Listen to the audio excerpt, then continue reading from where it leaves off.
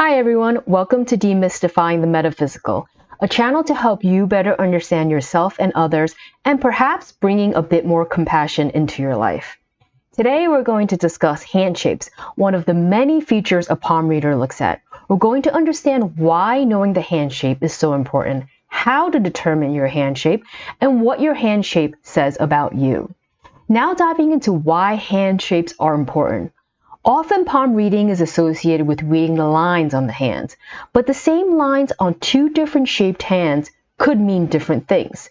For example, a long headline, which accentuates the mental characteristics, can make an air hand over-analytical because the air types are natural thinkers, while a long headline on an earth type most likely won't make them over-analytical because earth types are generally more in the physical world, the here and now. So you can think of hand shapes as the foundation or template hand readers use to build a profile for a person's characteristics. Now let's take a look at the 4 different hand shapes and the commonalities and differences between them.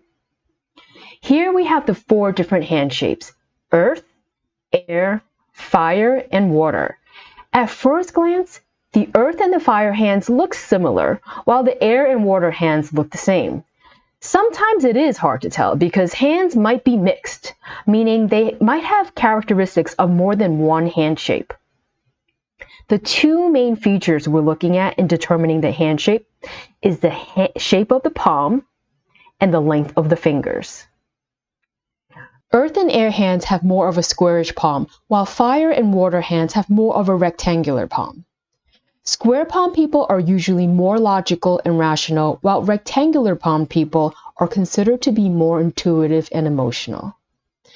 As for the fingers, can you tell which 2 hands are more similar to one another? You're right if you notice that earth and fire hands have shorter fingers than the air and water hands. Long-fingered people usually move slower than short-fingered people because long-fingered people tend to be more detail-oriented, while short-fingered people tend to go with their instincts. Now let's take a closer look at how we determine whether the fingers are long versus short. In general, fingers are considered long if the length of the middle finger is greater than 3/4 the length of the palm. If not, the fingers are considered short. Let's take it step by step using the colored lines on the hands. The first step is to measure the length of the middle finger from the fingertip to the base of the finger. The base of the finger is where the middle finger meets the palm. This is shown by the green line on each hand. Step 2 is to compare the length of the middle finger to the length of the palm, starting from the base of the middle finger. Note that the green and red lines for each hand are the same length. I just colored them differently so that it would be easier to see how long the middle finger is compared to the palm. So both the red and green lines represent the length of the middle finger. Step 3 is to see where the red line ends on the palm. If the red line stops either at 3/4 the length of the palm or less, then the fingers are considered short. If the red line reaches past 3/4 the length of the palm, then the fingers are considered long. Let's take a look at the blue line on the earth and fire hands. The blue line shows where the red line stops. Both the blue lines on the earth and fire hand are about 3/4 the length of the palm. So earth and fire hands are considered to have short fingers, while the length of the middle finger of the air and water hands are almost the entire length of the palm. Now that we know how to identify the hand shape, let's discuss the characteristics, strengths, and weaknesses of each hand type. Earth hands. This is you if you have square palms and short fingers. The hand is usually firm to the touch, and the fingertips are often blunt or square shapes. The palms usually contain few strong lines. The skin texture is usually medium to coarse. Now, what does it mean to have coarse skin? The best way to tell whether your skin texture is fine or coarse is by looking at the skin on the back of your hands and noticing whether it's smooth or rough, making note that as we age, our skin does become less elastic and smooth.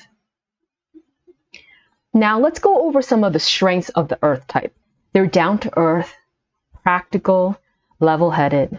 They're hardworking, honest, and reliable. They are somewhat risk-averse and could be on the conservative side, but they are not afraid to speak their mind. Earth people prefer routine, the tried and true ways of the past.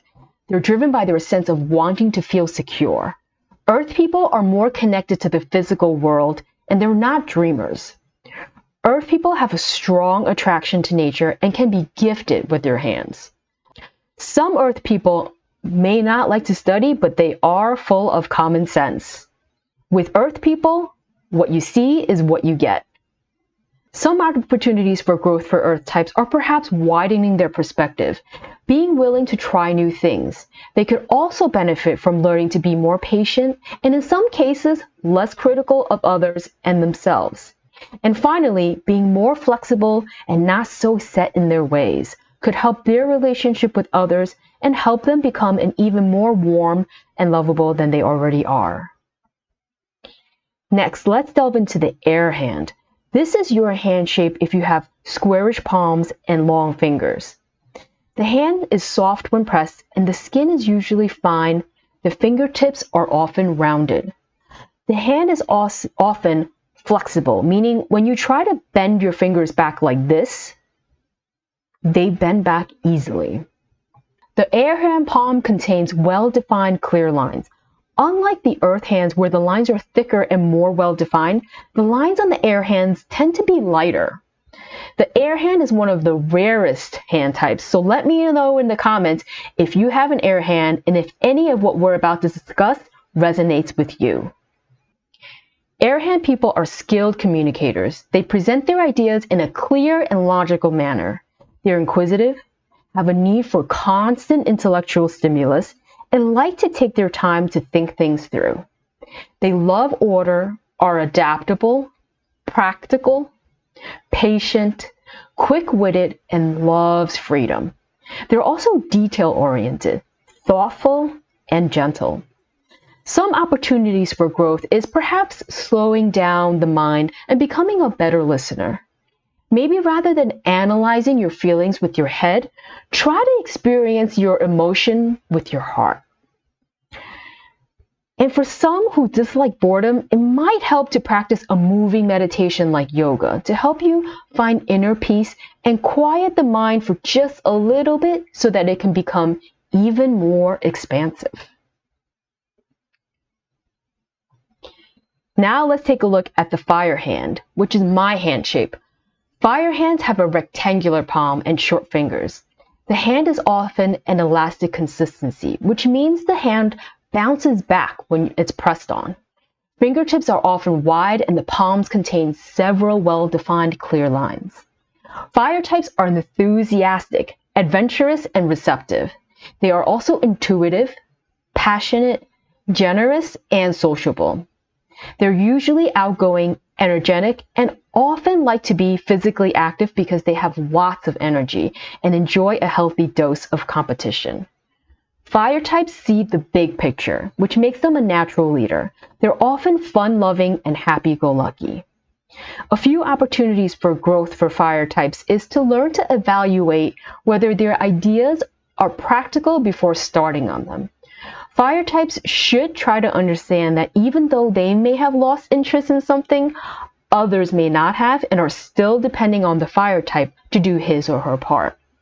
And fire types should also understand that not all people are as intense as they are, nor does everyone have as quick of an instinct as the fire type. So becoming more patient with others will help the fire types become a more compassionate and well-respected leader.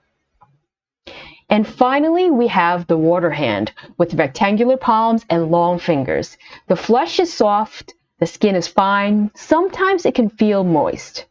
The hand is very flexible, meaning the fingers bend backwards easily, and the fingertips are often rounded or pointed. The palms contain many fine lines, looking like a sea of cobwebs. Water types are dreamers.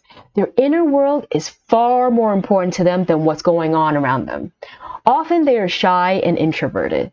They're intuitive, gentle, and can be very trusting of others. They are emotionally in tune, making them very caring and compassionate. Water types could learn to come down from the clouds once in a while, as they will need to face practical matters in life. They should participate in activities that help them release worry and tension, emotions that they can often feel.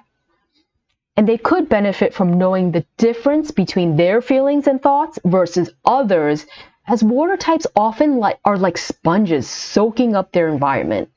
This can help the water type be the compassionate supporter they are without taking on the energy of others. So which hand shape do you have, and do the characteristics of your hand shape resonate with you? Let me know in the comments. If you've enjoyed the video, hit the subscribe and like button. Next week, we're going to discuss what your fingers say about you. If you're interested in learning more, check out the links in the description below of some of my favorite hand reading books. It's been a pleasure. See you in the next video.